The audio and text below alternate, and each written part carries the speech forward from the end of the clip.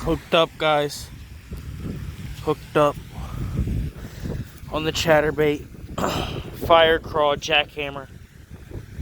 It's almost, he's trying to throw it. I'm gonna just flip him. I smoked him out here in the wind. Here we go, here's the flip. Yeah! Hell yeah. There we go, guys. He choked it. I was just trailing it in the wind. First one of the night right there. Strike King Rage Crawl in some red color with the jackhammer fire crawl 3/8 ounce. Look at that beautiful largie. First one of the night out here in the wind. About 20-mile-per-hour winds, guys. 60 degrees. It is 11:56 p.m. Almost 12 a.m. It is April 29th. About to be April 30th, guys.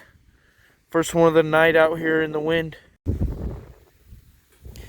2 pounds, 1 ounce, guys. 16-incher. Beautiful largemouth out here in the wind. Little skinny, nice male. Pretty sure, yep, male. 16 inches, 2-pounder.